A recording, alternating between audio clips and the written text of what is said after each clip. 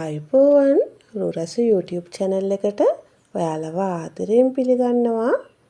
මම අද ඔයාලට කියලා දෙන්න යන්නේ පිටි අනන්න නැතුව බ්ලෙන්ඩර් එකේ ලේසියෙන්ම එළවලු රොටි හදාගන්නේ කොහොමද කියලා.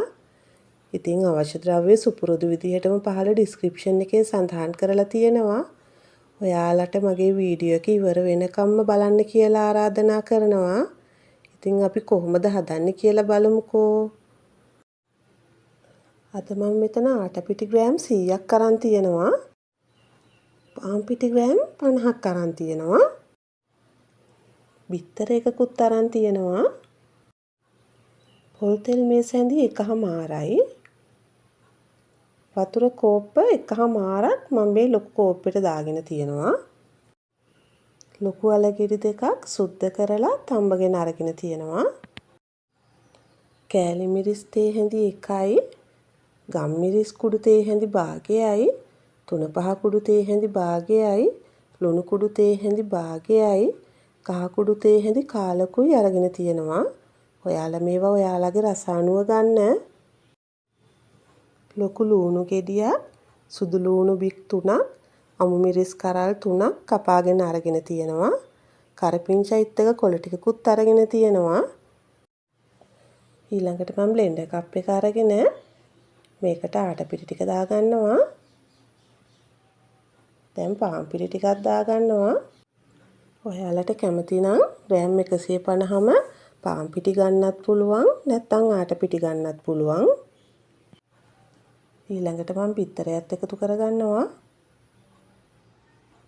පොල් තෙල් ටිකත් මේ ගමන්ම එකතු කරගන්නවා. ලුණු කුඩු ටිකක් දාගන්නවා. ඊළඟට වතුර කෝප්පයක් මුලින්ම දාගන්නවා. දැන් අපි මේ ටික හොඳට බ්ලෙන්ඩර් කරගමු.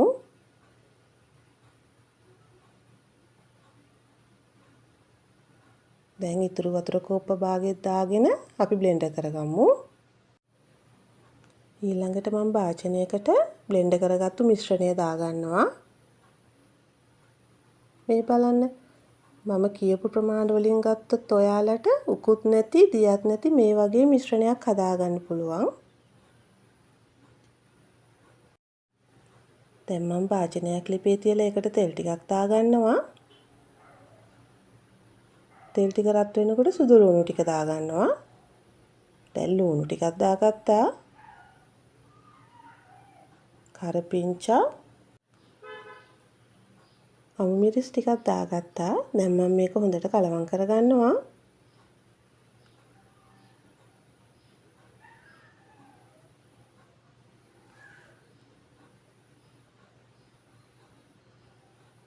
දැන් කෑලි මිරිස් ටික දාගන්නවා. ඊළඟට ගම් මිරිස් ටික.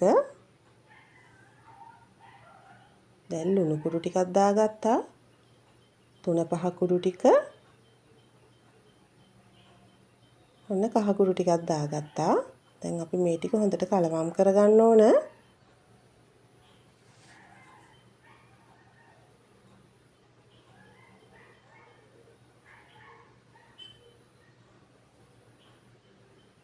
ඔයාලා තඹපු අල ටික හොඳට පොඩි කරලා මේකට එකතු කරගන්න.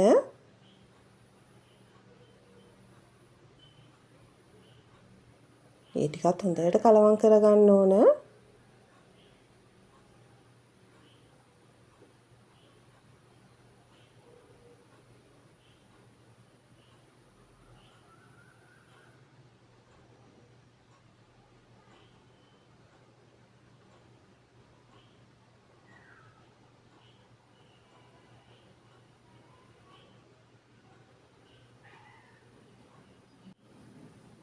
ඔන්න මම මේ මිශ්‍රණය හදාගෙන ඉවරයි.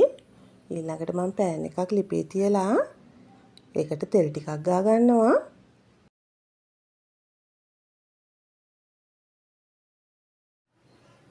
මුලින් හදාගත්ත පිටි මිශ්‍රණයෙන් මේ විදිහට හැන්දකින් දාගෙන පෑන් එක කරකව ගන්නවා.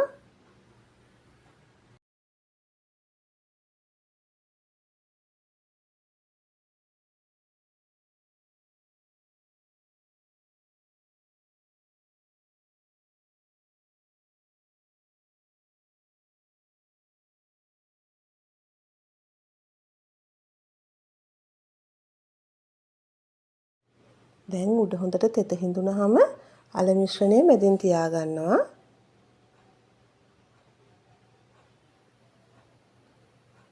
ඊළඟට මේ විදිහට නවා ගන්නවා.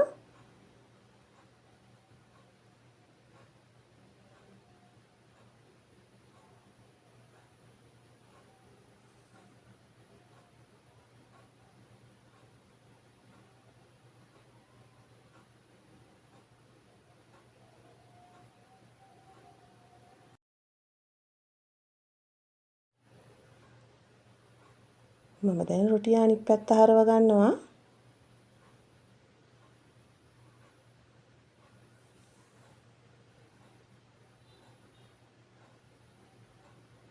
මේ විදිහට ඔයාලා දෙපැත්ත හරව රොටිය හදාගන්න.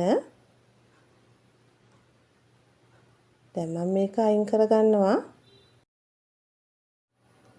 ඔයාලට මම තව එකක් හදලා පෙන්නන්නම්.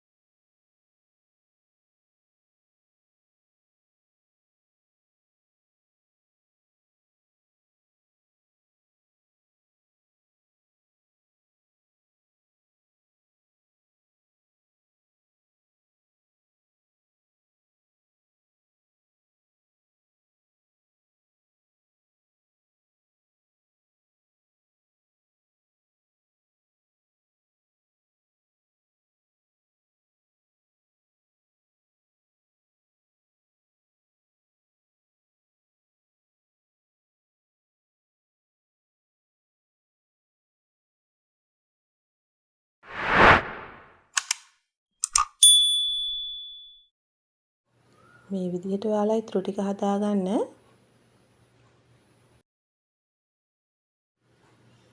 මේ තියෙන්නේ මම හදාගත්ත එළවලු රොටි ටික. මේක හරිම රසයි. හදාගන්නත් අමාරු නෑ නේද? ඉතින් ඔයාලත් හදලා බලලා රසයිද කියලා මට කියන්නකෝ. වීඩියෝ එක හොඳයි නම් ලයික් එකක් දාලා යාළුවන්ටත් බලන්න ෂෙයා කරන්න. ඔයා මගේ වීඩියෝ බලන්න අලුතින් එකතු වුණු කෙනෙක් නම් මාව සබ්ස්ක්‍රයිබ් කරන්නත් අමතක කරන්න එපා. මගේ වීඩියෝ එක බලපු ඔයාලට ගොඩාක් ස්තුතියි. තවත් මේ වගේ වීඩියෝ එකකින් අපි නැවත හමු වෙමු.